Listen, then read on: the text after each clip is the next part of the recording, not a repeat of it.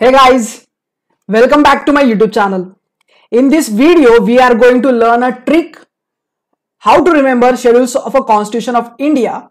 At the same time, उसका एक proper explanation हम लोग देखने वाले हैं, so that preliminary point of view जितने भी questions आपको ये part में से मिल सकते हैं वो आपके cover हो जाए.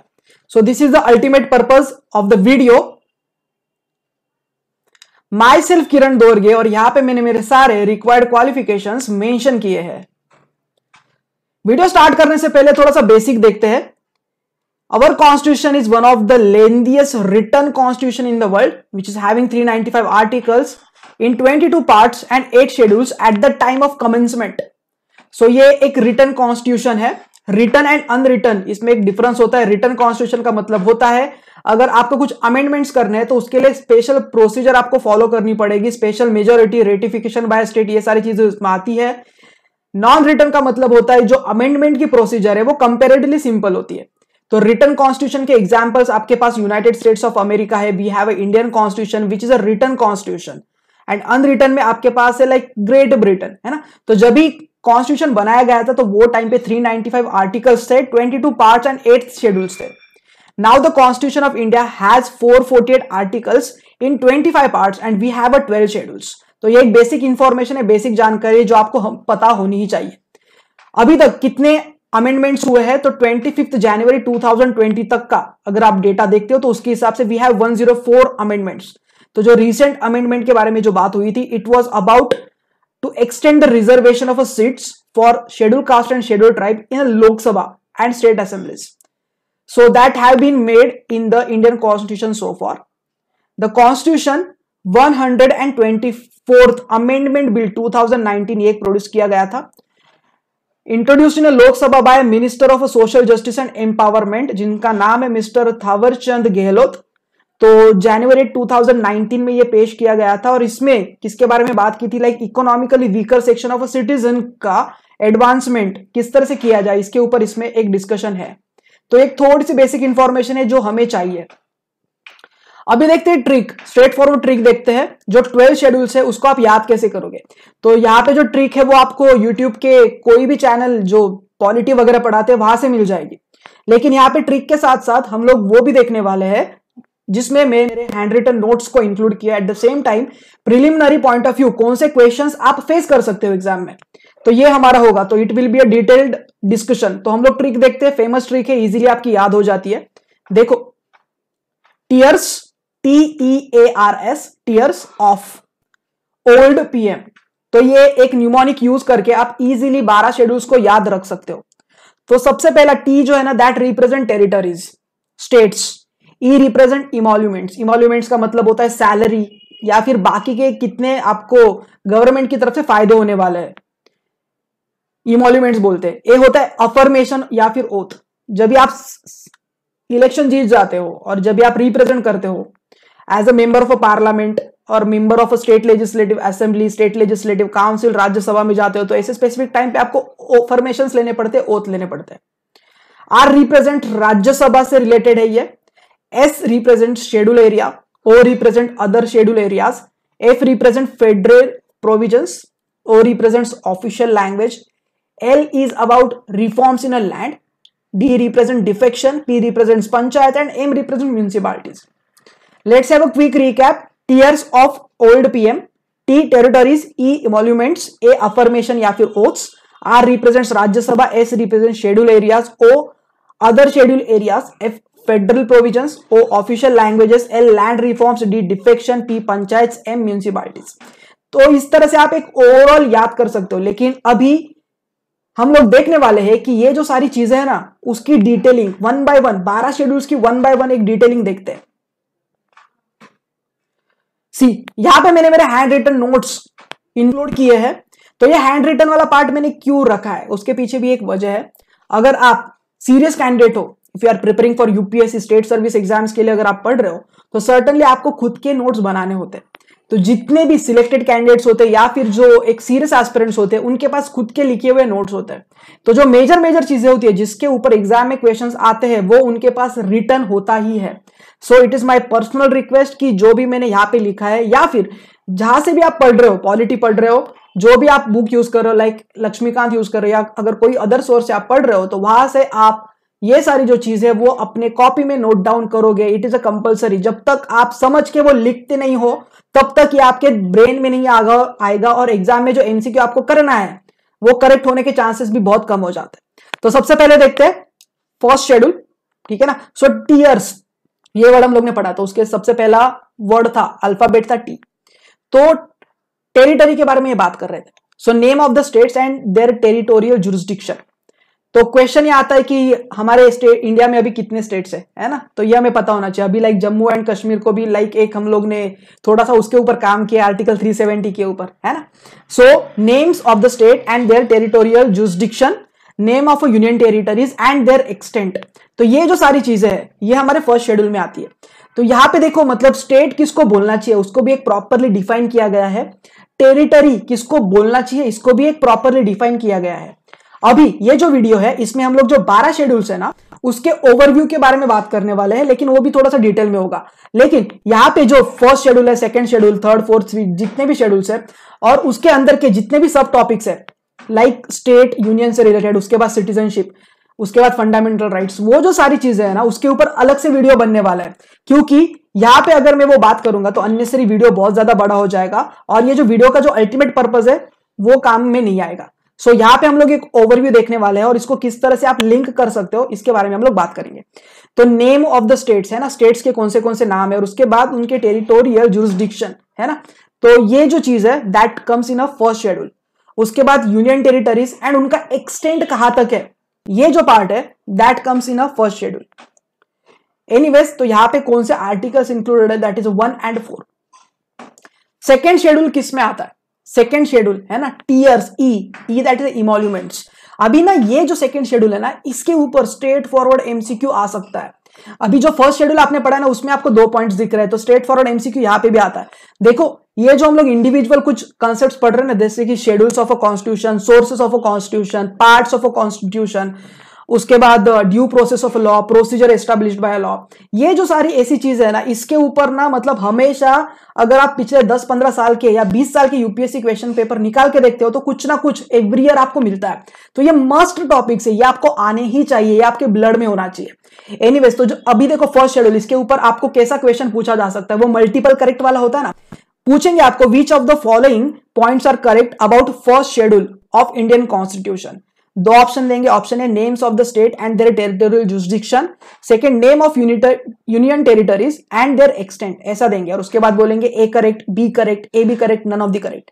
इसमें अगर थोड़ा सा मॉडिफिकेशन अगर किया जाए ना तो फिर आंसर चेंज हो जाते हैं, समझ रहे हो। और उससे रिलेटेड आर्टिकल से 1 and 4। तो ये स्टेटमेंट जो है ना वो एज इट इज अपने दिमाग में रखो। अभी ये क्या होता है इसके बारे में हम लोग आगे जो डिटेल वीडियो वो स्पेसिफिक चैप्टर के ऊपर जब भी बनाया जाएगा तो तभी मैं उसके बारे में डिटेल में बात करूंगा। सेकेंड शेड्यूल देखो ये क्या है, provisions related to emoluments, allowances, privileges and so on, है ना। तो कॉन्स्टिट्यूशन के स्ट्रक्चर के हिसाब से जो भी महत्वपूर्ण पोस्ट है या फिर पद है तो उनके इमोल्यूमेंट्स, उनको कितना सैलरी मिलता है, उनको कितना अलाउंस मिलता है ना, टेलीफोन बिल, गाड़ी बिल, मोबाइल फोन का बिल, कौन से प्रिविलेजेस उनको दिए गए हैं, तो ये जो सारी चीजें ना वो प्रॉपरली मेंशन की है सेकंड शेड्यूल में। अभी ना यहाँ पे टोटल 9 नाम है, वो आपको पता होना ही चाहिए, स्ट्रेट फॉरवर्ड क्वेश्चन आता ही है, हमें पता होना ही चाहिए। सबसे पहला है प्रेसिडेंट ऑफ इंडिया, तो इनका emoluments, allowances, privileges and so on, ये सारी चीजें आएगी सेकंड शेड्यूल में। तो प्रेसिडेंट अगर है ना, तो ये सेंटर के लेवल पे हमारे पास एक proper division of a power है। सेंटर पे आपके पास लोकसभा, राज्यसभा, प्राइम मिनिस्टर है। स्टेट अगर आप देखते हो तो आपके पास स्टेट लेजिस्लेटिव असेंबली है, स्टेट लेजिस्लेटिव काउंसिल है, उसके हिसाब से आपके पास सीएम होते हैं, है ना। सो अगर आपके पास प्रेसिडेंट है तो प्रेसिडेंट के हिसाब से अगर स्टेट लेवल पे अगर वही सेम पोस्ट अगर आप देखते हो तो that is a governor of a state, ये हो गया। उसके बाद है speaker and deputy speaker of Lok Sabha, है ना। अगर आपके पास स्पीकर है, डेप्यूटी स्पीकर है लोकसभा में, तो फिर वैसा ही सिमिलर स्ट्रक्चर आपको लेजिस्लेटिव में भी दिखाई देगा, है ना। तो legislative assembly, state legislative assembly, जिसको मराठी या फिर हिंदी में बोलते हैं विधानसभा, विधानसभा। तो विधानसभा में कौन होता है, वहां पे भी स्पीकर एंड डेप्यूटी स्पीकर होते हैं। इस तरह से आप याद करो, ठीक है। तो सेंटर में जो है ना उसका इक्विवेलेंट स्टेट में कौन है वो आप देखो। तो स्पीकर एंड डेप्यूटी स्पीकर अगर आपके पास सेंटर में है तो फिर स्पीकर एंड डेप्यूटी स्पीकर आपके पास स्टेट लेजिस्लेटिव असेंबली में भी है, ऐसे मैंने इसको यहां पे रिप्रेजेंट किया। उसके बाद आपके पास चेयरमैन एंड डेप्यूटी चेयरमैन है राज्यसभा। राज्यसभा सर्टनली आपका अपर हाउस होता है, लोकसभा आपका लोअर हाउस होता है। तो चेयरमैन एंड डेप्यूटी चेयरमैन आपके पास राज्यसभा में है। तो फिर स्टेट लेजिस्लेटिव काउंसिल में कौन होता है? The chairman and deputy chairman of state legislative council.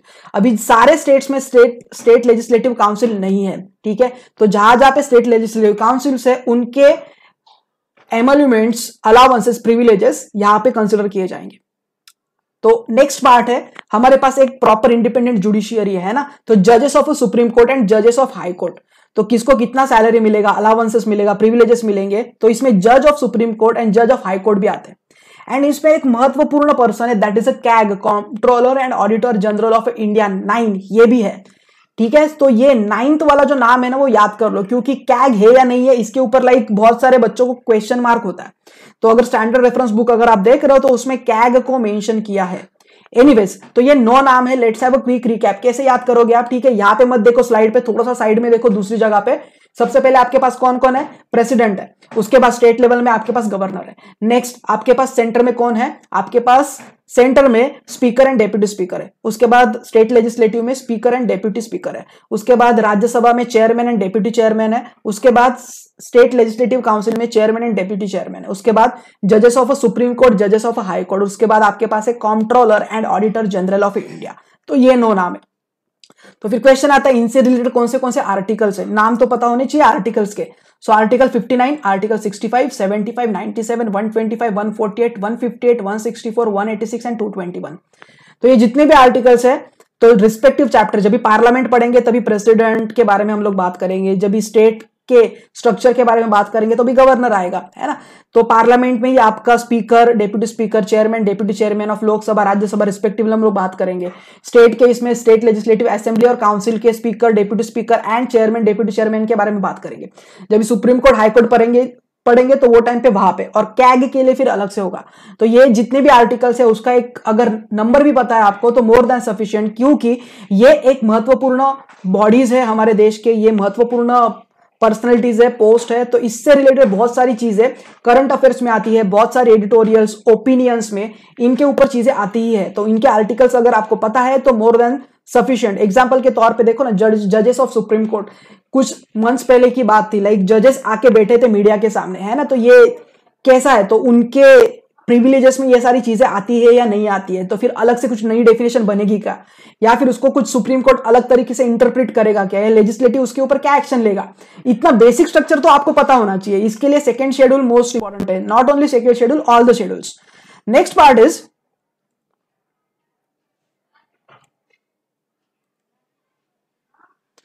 Third schedule में। देखो क्या है थर्ड शेड्यूल?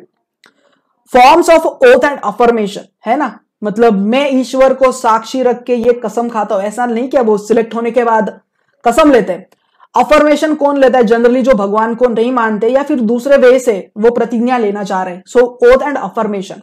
सो देखो टीयर्स, टी हो गया आपका टेरिटरी से रिलेटेड है, जिसमें स्टेट और यूनियन टेरिटरीज दोनों आते हैं। उसके बाद इमोल्यूमेंट्स हो गए आपके। उसके बाद ए में क्या आता है आपका? अफर्मेशन, है ना, ओथ और अफर्मेशन। तो ये टीयर्स में से ए वाला पार्ट हो गया।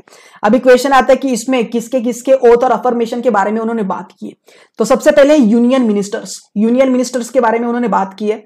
उसके बाद candidates for the election of a parliament, तो जो इलेक्शन के लिए खड़े रहने वाले candidates for election of a parliament, इनको भी ओथ अफर्मेशन लेना पड़ेगा। मेंबर ऑफ अ पार्लियामेंट, उसके बाद जजेस of supreme court, CAG, controller and auditor general of India, तो जजेस ऑफ सुप्रीम कोर्ट, इनको भी ओथ और अफर्मेशन लेना पड़ता है।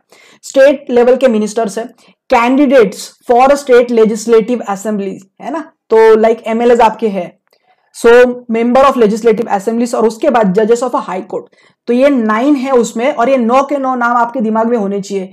ये शेड्यूल वाला पार्ट इतना इंपॉर्टेंट क्यों हो जाता है? क्योंकि यूपीएससी का एक स्ट्रक्चर है क्वेश्चन पूछने का, या फिर उनके एक फोकस वाले एरियाज है।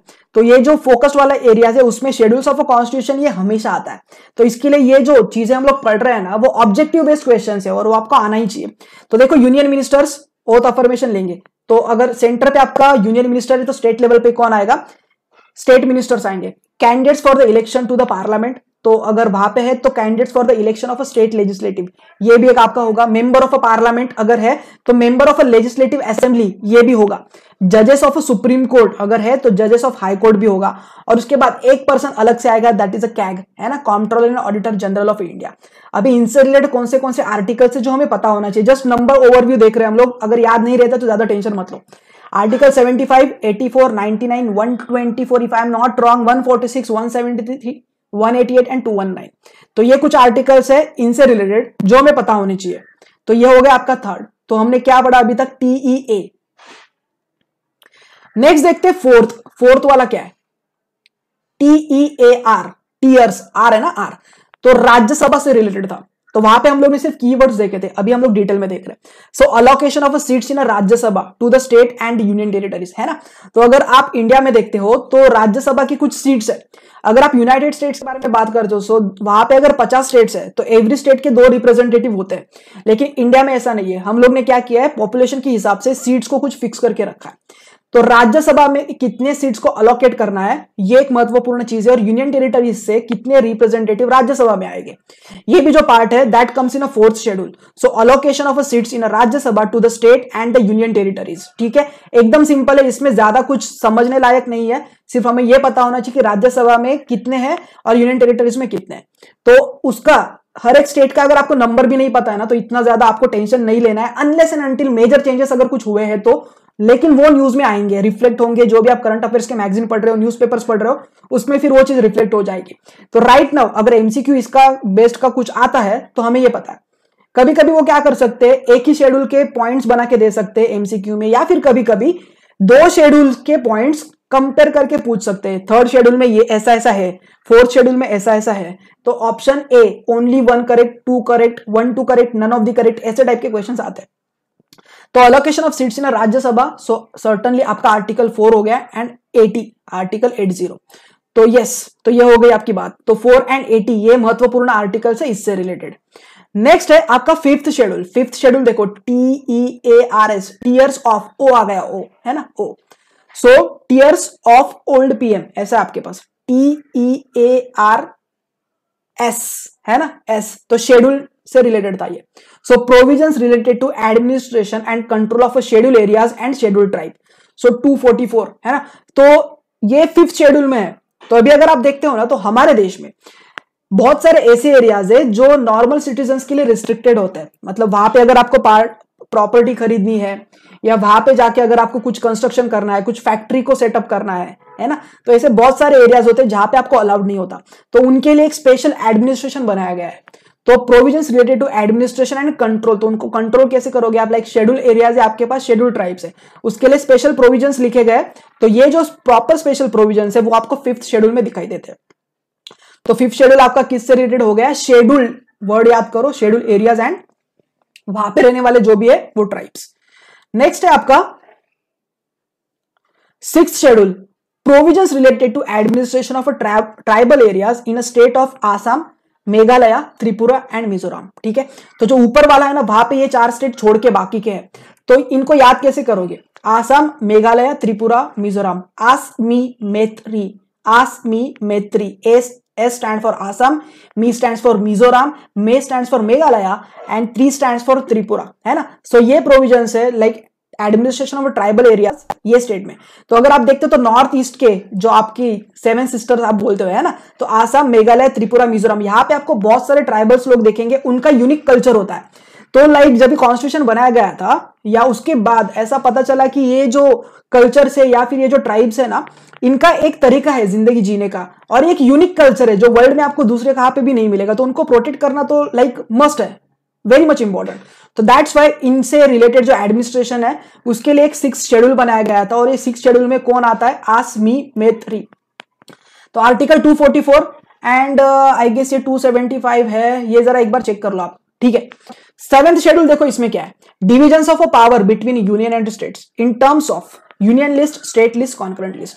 तो हमें पता है हमारे देश में जो पावर है उसको प्रॉपरली डिवाइड किया गया है। तो यूनियन लेवल पे आपके पास है और स्टेट लेवल के भी आपके पास है।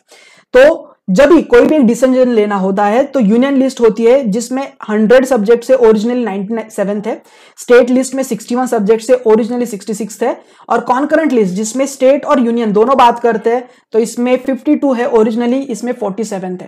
सो सेवेंथ शेड्यूल, सेवेंथ, ये किससे रिलेटेड है? यूनियन एंड स्टेट्स के बीच में जो डिवीजन ऑफ अ पावर है, सेंटर कौन से रिलेटेड कंप्लीट डिसीजन ले सकता है, स्टेट कौन से रिलेटेड डिसीजन ले सकता है, और ऐसे कौन से डिसीजंस होंगे या ऑब्जेक्ट्स होंगे जिसके ऊपर स्टेट और सेंटर दोनों का एक बोलना होगा या उसको एक प्रॉपर तरीके से दोनों हैंडल करेंगे। तो ये हो गया आपका 7th schedule. So it comes under article 240। What's there in the 8th schedule? तो 8th शेड्यूल में लैंग्वेजेस से रिलेटेड सारी इंफॉर्मेशन है। So tears of old PM है ना, तो एल, तो languages recognised by constitution. So originally there were 14 languages, अभी 22 लैंग्वेजेस है जिसमें आसामीज, बंगाली, बोडो, डोगरी, गुजराती, हिंदी, कन्नड़ा, कश्मीर, कोंकणी, मैथिली, मलयालम, मणिपुरी, मराठी, नेपाली, ओरिया, पंजाबी, संस्कृत, संथली, सिंधी, तमिल, तेलुगु, उर्दू, तो ये सारी लैंग्वेजेस है। 21st कॉन्स्टिट्यूशनल अमेंडमेंट एक्ट के हिसाब से जो 1967 में किया गया था उसमें सिंधी ये लैंग्वेज को ऐड किया गया है। 71st कॉन्स्टिट्यूशनल अमेंडमेंट एक्ट 1992 उसमें कोंकणी, मणिपुरी, नेपाली ये एक ऐड किया गया है। 92nd कॉन्स्टिट्यूशनल अमेंडमेंट एक्ट जो 2003 में हुआ था जिसमें बोडो, डोंगरी, मैथिली एंड संथली इसको ऐड किया गया है। And Odia was renamed as Odia by 96th amendment act of 2011। तो इससे रिलेटेड जो आर्टिकल्स है वो 344 एंड 351 है।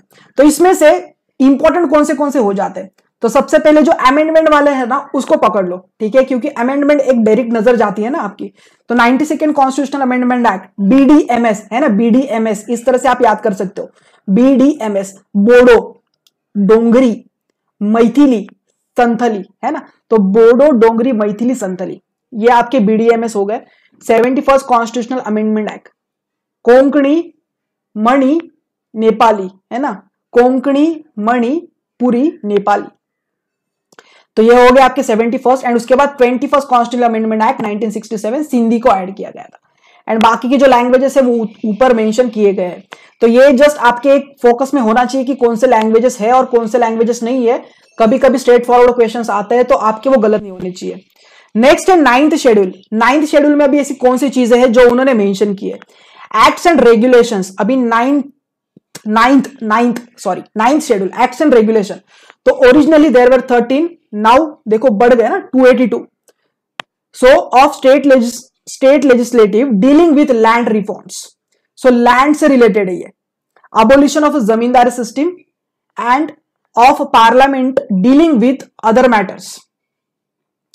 The schedule was added by first Constitutional Amendment Act 1951 to protect laws included in it from judicial scrutiny on ground of violation of a fundamental right. So in 2007, Supreme Court ruled that laws included in schedule after 24 April 1973 now open for judicial review. तो ये देखो एक overall किससे related था? तो ये एक reform से रिलेटेड था, land reform and abolition of zamindari system. Land reform की जरूरत बहुत ज्यादा थी क्योंकि किसके पास कितना लैंड होना चाहिए है ना, इसके ऊपर भी बहुत ज्यादा बहस हुई थी। उसके बाद एक जमींदारी सिस्टम थी आप हमारे देश में, तो ये जो चीजें थी ये महत्वपूर्ण थी। तो जो 9th शेड्यूल है तो ये जो स्पेसिफिकली है वो लैंड रिफॉर्म से बात करता है। तो ये 31B में दिया गया है। देखो फंडामेंटल राइट्स में ये है क्या, ठीक है। तो 31B, तो जब भी फंडामेंटल राइट से रिलेटेड हम लोग लेक्चर पढ़ेंगे तो वो टाइम पे ये जो 9th शेड्यूल वाला जो पॉइंट है एडिशनल पॉइंट और 31B से रिलेटेड जो महत्वपूर्ण चीज है वो हम लोग वहां पे बात करने वाले हैं। 10th शेड्यूल में देखो क्या दिया है, provisions related to the disqualification of a member of a parliament and MLA है ना। तो डिफेक्शन के बारे में बात किया है। क्या था? टीयर्स ऑफ ओल्ड है ना, डिफेक्शन, ओल्ड डिफेक्शन। सो पीएम और उसके बाद फिर आपका पंचायत आएगा और उसके बाद म्यूनिसिपैलिटीज आएगा। So provisions related disqualification of MPs and MLAs. तो मान लो उन्होंने कुछ गलत काम किया है जो कॉन्स्टिट्यूशनल उनकी जो ड्यूटी है उसके अगेंस्ट है। जब इलेक्शन लड़ने का टाइम आता है, मान लो उन्होंने कुछ गलत इंफॉर्मेशन दी या फिर उन्होंने उनका जो ओथ अफर्मेशन है उससे रिलेटेड कुछ प्रॉब्लम अगर हुआ या फिर उनका जो इलेक्शन है जिस तरह से वो जीत के आए उसके ऊपर अगर कुछ केसेस वगैरह चल रहे हैं या फिर उसमें अगर वो पकड़े जाते हैं तो ऐसे केस में उसको बोला जाएगा डिफेक्शन। सो 52nd कॉन्स्टिट्यूशनल अमेंडमेंट एक्ट 1985, सो ये एंटी डिफेक्शन लॉ के तहत आता है। एंटी डिफेक्शन लॉ क्या है, इसके ऊपर हम लोग बाद में डिटेल में बात करने ही वाले हैं। तो ये आता है 102 एंड 191, तो ये आपको पता होना चाहिए। तो एमपी से रिलेटेड देखो ना, आपका यूनियन वाला पार्ट आ गया, MLA that will be in a state assemblies. Next है 11th schedule, specifies the powers, authority and responsibilities of a panchayat. इसमें 29 मैटर्स होते हैं, और ये जो पंचायत वाला जो पार्ट है that was added by 73rd constitutional amendment act 1992। और उसके बाद जो म्यूनिसिपैलिटीज है, specific the powers, authorities and responsibilities of the municipalities, जिसमें 18 मैटर्स है, ये 74 कॉन्स्टिट्यूशनल अमेंडमेंट एक्ट 1992 के हिसाब से ऐड किया गया था। तो ये 11th और 12th शेड्यूल है। तो जो 11th शेड्यूल है उसके लिए इंपॉर्टेंट आर्टिकल कौन सा है, article 243G, and 12th schedule जो म्यूनिसिपैलिटी से रिलेटेड है ये है आपका 243W। तो ये जो नंबर्स है वो आपको पता होने चाहिए। Let's have a quick recap, अभी तक हमने क्या क्या पढ़ा। हमने क्या किया, ट्रिक देखा। So tears of old PM, territories, emoluments, affirmation या फिर oath, Rajya Sabha, schedule areas, O stand for other schedule areas, है ना, जिसमें कौन सा आता है, आसमी मैत्री आता है आपका। F federal provisions, O official language, O आपका ऑफिशियल लैंग्वेज है, एल आपका land reforms, D defection, P panchayat, M municipalities. इसके बाद हम लोग ने फर्स्ट, सेकंड, थर्ड शेड्यूल देखा। फर्स्ट में क्या होता है, names of the state and their territorial jurisdiction, names of union territories and उनका एक्सटेंड कहां पे, 1 and 4 आर्टिकल आता है। इमोल्यूमेंट्स, अलाउंसेस, प्रिविलेजेस, ये जो सेकंड शेड्यूल में आता है, इसमें कितने लोग होते हैं, 9 लोगों के बारे में। President, governor, speaker and deputy speaker of Lok Sabha, speaker and deputy speaker of state legislative assembly, chairman and deputy chairman of Rajya Sabha, chairman and deputy chairman of state legislative council, जजेस of supreme court, high court. उसके बाद CAG आता है। Important articles 59, 65, 75, 97, 125, 148, 158, 164, 186, 221। ये आपको याद नहीं होगा तो भी चलेगा, लेकिन ये जो नाम है वो सारे पता होनी चाहिए, मस्ट। थर्ड शेड्यूल, ये जो आर्टिकल्स है वो धीरे धीरे जैसे ही पॉलिटी आगे जाएगा आप जितना पढ़ोगे अपने आप दिमाग में आ जाते हैं।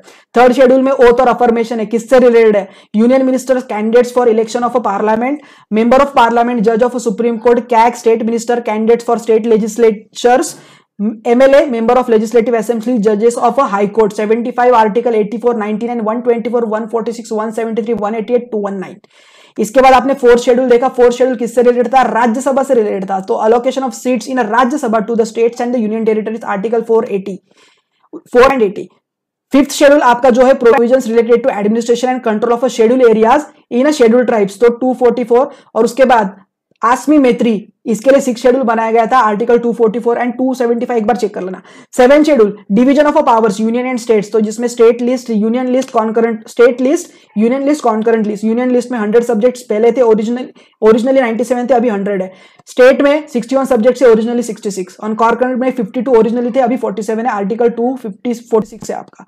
उसके बाद 8 शेड्यूल में आप लैंग्वेजेस के बारे में बात करते हो, उसमें से महत्वपूर्ण कौन सी है, 21st कॉन्स्टिट्यूशनल अमेंडमेंट के एक्ट के हिसाब से हिंदी ऐड किया गया था, 71st के हिसाब से कोंकणी, मणिपुरी, नेपाली, 92nd के हिसाब से बोडो, डोंगरी, मैथिली, संथाली, BDMS से आप याद कर सकते हो इसे। ओडिया का नाम ओडिया किया गया था। 9 शेड्यूल में आप किसके बारे में बात कर रहे हो, land reforms, abolition of zamindari system end of a parliament dealing with other matters. 10th schedule आपका जो है वो डिस्क्वालिफिकेशन ऑफ मेंबर्स, जिसमें एंटी डिफेक्शन वाला पार्ट आता है, 102 एंड 191।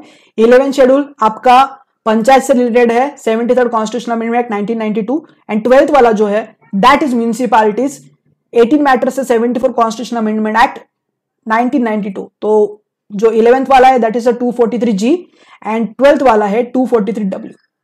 तो आज के ये जो वीडियो है इसमें हम लोग ने प्रॉपरली देखा है कौन से 12 शेड्यूल्स है।